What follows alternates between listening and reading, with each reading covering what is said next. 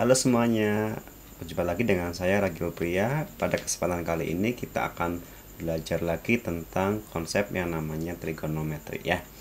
Baik, sebagaimana kita ketahui kalau ada sebuah segitiga siku-siku ya, katakanlah segitiga seperti ini, dia siku-siku di salah satu sisinya, misalkan di sebelah sini. Sebagaimana kita ketahui juga bahwa segitiga berarti punya tiga sisi, katakanlah sisi A, sisi B, dan sisi C, begitu ya. Dia juga memiliki tiga sudut, katakanlah sudut huruf A besar mungkin ya, kemudian huruf B besar, kemudian huruf C besar. Pada prinsipnya sebuah segitiga punya tiga sudut dan tiga sisi. Ketika kita bahas segitiganya adalah segitiga siku-siku, maka kita dapat menelaahnya dengan konsep yang namanya trigonometri ya. Ada sisi yang namanya sisi depannya sudut, sisi samping sudut, dan sisi yang miringnya atau yang paling panjang. Dari beberapa yang kita ketahui, misalkan sudutnya atau sisinya, maka sisi yang lain atau sudut yang lain akan bisa kita ketahui juga ya. Itu namanya konsep trigonometri. Lalu bagaimana kalau segitiganya seperti ini? Segitiganya adalah bukan segitiga yang siku-siku. Katakanlah kita punya segitiga ABC ya, tetapi segitiganya tidak siku-siku. Berarti apa? Dia tetap sama memiliki tiga buah sudut dan memiliki tiga buah sisi. Katakanlah di sini sudut A kita namai sebagai alfa mungkin ya, kemudian sudut B kita namai dengan beta, kemudian dan ini sudut C berarti apa? Gamma, katakanlah seperti itu ya. Nah, yang uniknya adalah seperti halnya segitiga punya tiga sudut dan punya tiga sisi, akan tetapi bukan merupakan segitiga yang siku-siku.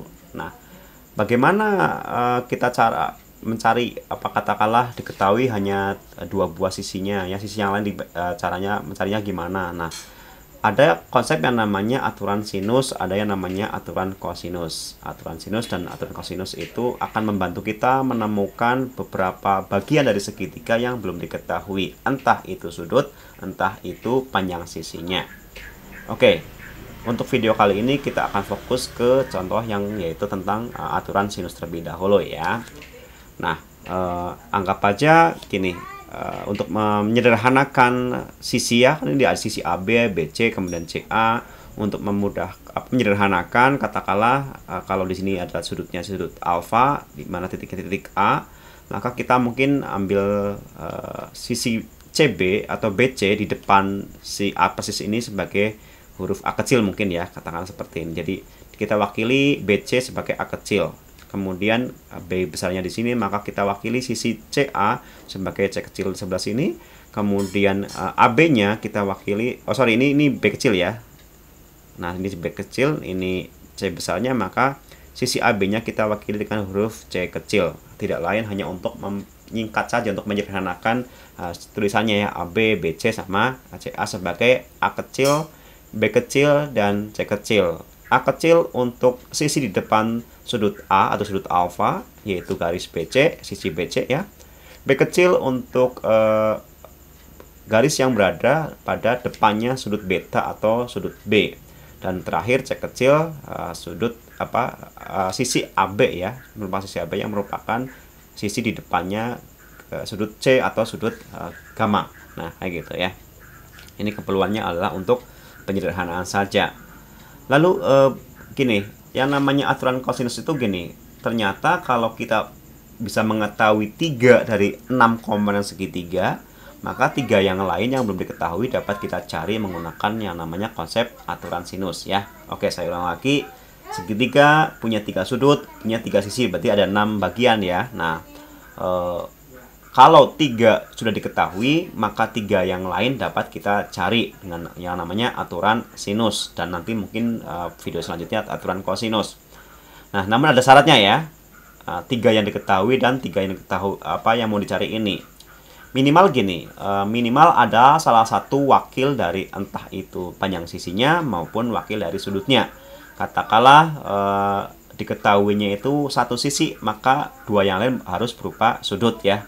Atau sebaliknya, kalau diketahui 2 sisi, maka satu yang lain harus berupa sudutnya. Itu konsep aturan sinus maupun nanti kosinusnya ya, seperti itu. Baik, lalu bagaimana cara mencarinya? Oke, ternyata kalaupun segitiga ini bukan segitiga siku-siku, kita dapat apa ya, semacam membentuk segitiga lain di dalam segitiga non siku-siku ini berupa segitiga siku-siku. Itu bagaimana caranya? Kita proyeksikan ya, proyeksi kita tuh jatuhkan ya titik terhadap garis secara tegak lurus. Katakanlah dari titik C kita jatuhkan ke garis C kecil atau garis AB ya, secara tegak lurus di titik D tersebut seperti ini. Nah, ini tegak lurus ya. Maka di sini kita bisa mendapatkan dua buah segitiga siku-siku yang nantinya tentunya dapat kita tinjau secara trigonometri ya. Oke. Baik. Nah, di sini katakanlah saya akan membahas dari sisi sudut alfa ya.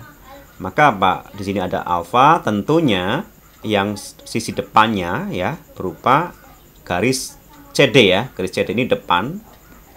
Kemudian yang sisi yang CA atau garis B kecil ini sebagai sisi yang miring ya. Seperti itu. Berarti kita bisa meninjau secara sinus ya. Karena definisi sinus adalah perbandingan sisi sebuah segitiga siku, sisi bagian depannya sudut terhadap sisi yang miring atau yang paling panjang. Sudutnya alfa, maka sisi depannya adalah yang garis CD dan miringnya yang paling panjang yaitu garis B kecil ini atau garis CA. Oke, maka dapat ditulis di sini sebagai apa nih? Sinus alfa sama dengan CD gitu ya. Dibagi dengan yang miringnya yaitu B kecil. Oke. Selanjutnya kita tinjau yang lainnya ya. Mungkin nanti garis yang lain, mungkin garis AE atau garis BE ya, misalkan seperti itu. Tapi itu nanti kita tinjau sekarang ke segitiga siku-siku yang kedua ya, yaitu segitiga BDC atau CDB yang siku-sikunya di sudut D ini ya. Maka kita bisa tinjau sinus dari sisi sudut beta. Ini sudut betanya di sini, maka CD tetap masih sisi depannya dan A kecil ini sebagai sisi miringnya. Maka definisi sinus beta di sini akan menjadi apa nih? Akan menjadi depan per miring ya. Depannya adalah si CD ya, CD, kemudian miringnya adalah A kecil ini ya untuk segitiga yang CBD ini. Oke, A kecil. Nah, di sini berarti kan bisa sama-sama ada CD-nya kan ya. Saya tinjau yang atas dulu. Berarti yang namanya CD, garis CD adalah B dikalikan dengan sinus alfa. Kemudian yang ini CD berarti akan sama dengan apa nih? A dikalikan sinus beta. Ini CD sama dengan B sin alfa dan ini CD sama dengan A sin beta, maka dapat dikatakan B sin alfa sama dengan A sin beta begitu ya. Saya tulis di sini B sin alfa sama dengan A sin beta. Nah, kayak gini nih ya. Lalu langkah selanjutnya kira-kira apa? Kita taruh sisi di bagian atas atau pembilang dan sinusnya itu taruh di bawah atau penyebutnya ya. Sehingga sedikit dimodifikasi akan menjadi seperti ini. Sebentar, tak tulis di sebelah sini aja mungkin ya, di sebelah sini nih dengan warna tinta yang lain. Oke. B-nya tetap di atas, A-nya tetap di atas. Berarti nanti B-nya di sini ya. Ini sin betanya taruh di bawahnya si B ini ya. Jadi B dibagi sinus beta. Nah, kayak gitu sama dengannya nih. Oke. A-nya tetap di situ. Dibagi. Nah, sin alfanya turun ke sini ya. Sinus alfa. Oke. Kelihatan ya bahwa B sin alfa sama dengan A sin beta, betul ya, seperti itu. Ini perkalian silang seperti biasa. Nah, bagaimana dengan gamma? Mungkin kita perlu bantuan serupa seperti CD, katakanlah dari A menuju E kayak gini ya. A menuju E. Oke, maka AE akan menjadi sisi depannya si gamma. Iya kan? Sisi depannya si gamma nih. Depannya gamma, miringnya tetap yang B kecil ini ya. Oke. Nah, maka kita tulis di sini sinus gamma ya akan sama dengan apa nih? Depan dibagi miring, depannya AE. Kemudian miringnya adalah CA atau B kecil. Begitu pula nanti dengan beta di sini ya, tadi ya. Nah, seperti itu. Maka dengan kata lain nanti AE yang dari sin gamma ini akan sama dengan AE yang dari beta ini. Tapi ini sekarang beta perbandingannya itu bukan yang seperti yang di awal ya, tetapi perbandingannya apa? Perbandingannya adalah depannya AE, miringnya yang C ini ya. Oke, saya tulis di sini ya. Sinus beta, oke, sama dengan depannya adalah yang ini, yang biru ini, garis AE.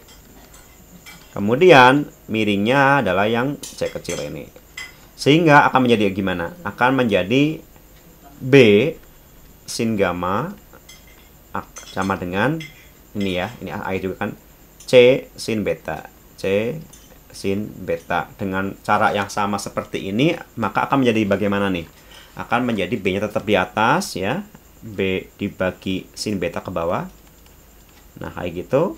Sama dengan C dibagi sin gamma. Nah, kayak gitu ya. Berarti dapat kita langsung tuliskan ini ya ke sini, karena ini kan B per sin beta nih, B per sin beta. Artinya ini akan sama dengan juga dengan C dibagi sin gamma. Nah, kayak gitu ya. Ini kurang lebih hubungan atau apa ya, semacam aturan sinus ya, aturan sinus. Nah, kayak gitu. Bahwa B dibagi sin beta sama dengan A dibagi sin alfa sama dengan C dibagi sin gamma. Perhatikan ya, B kecil, ini B kecil nih, yang ini nih, itu di depannya sudut beta ya. Kemudian A kecil ini, ya kecil yang ini nih, di depannya sudut alfa. Kemudian yang bagian ini ya, sebentar tak hilangin dulu. Bagian ini ya, C ini, C kecil, depannya sudut gamma. Jadi perbandingannya seperti itu ya untuk aturan dari aturan sinus ya. Mungkin kita akan ke contoh soal.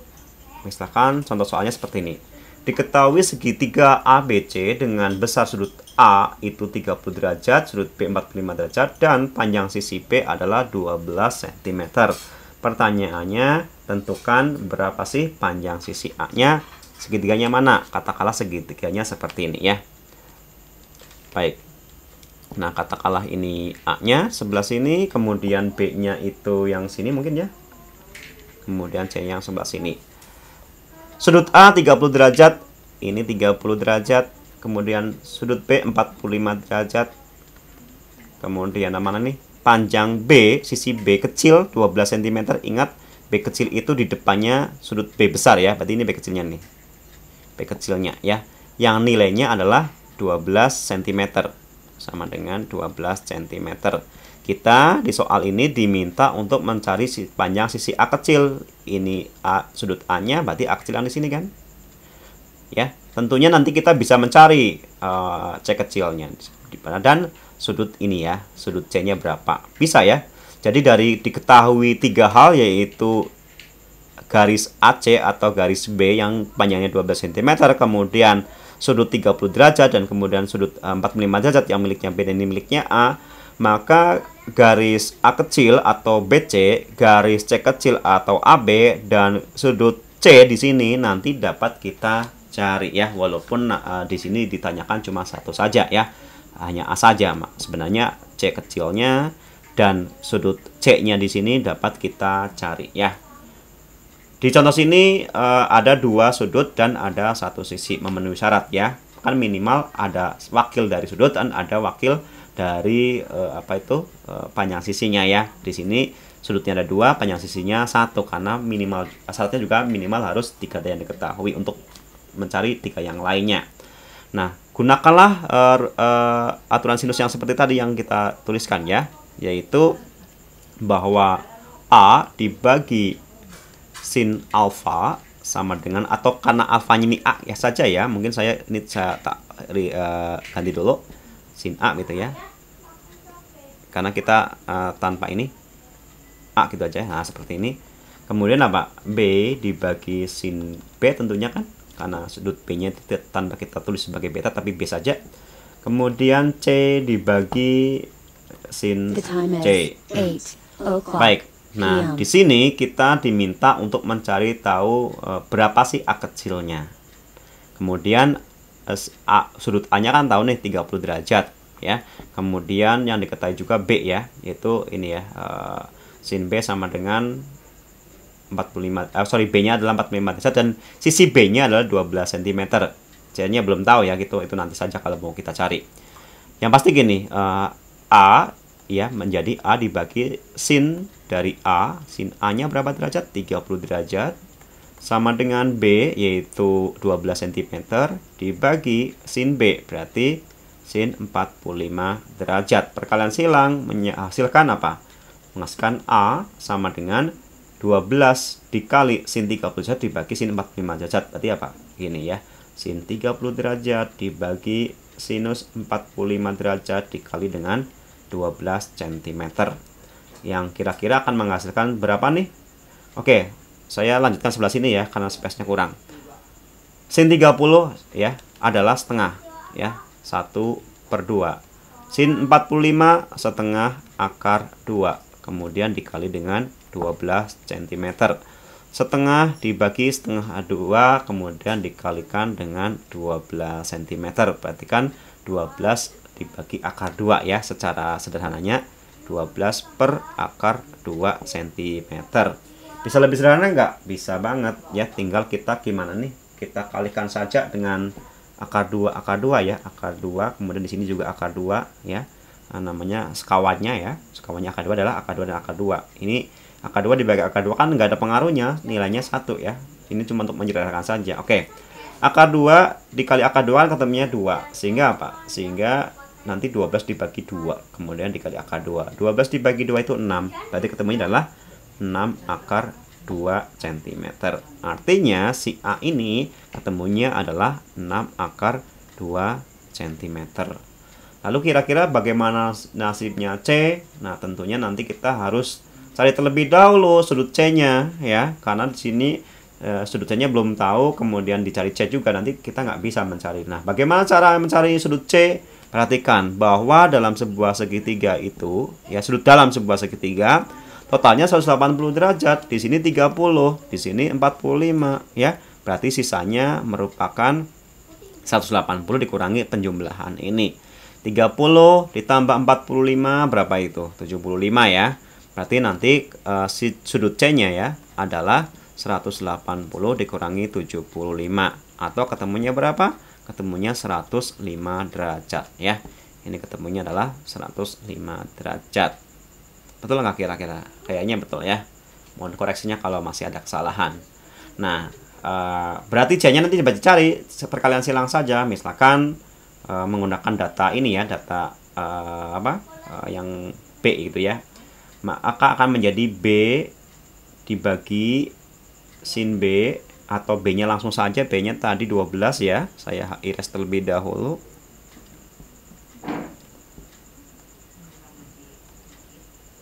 Oke, nah 12 kemudian sin 45 derajat sama dengan C yang mau kita cari dibagi sin 105 derajat. Nah, mungkin kita perlu banget kalkulator nantinya ya. Tapi yang pasti nanti panjang sisi C-nya dapat dicari ya. Itu saja video kali ini mengenai aturan sinus. Sampai jumpa lagi pada pembahasan video yang lainnya ya, dengan topik-topik yang lainnya.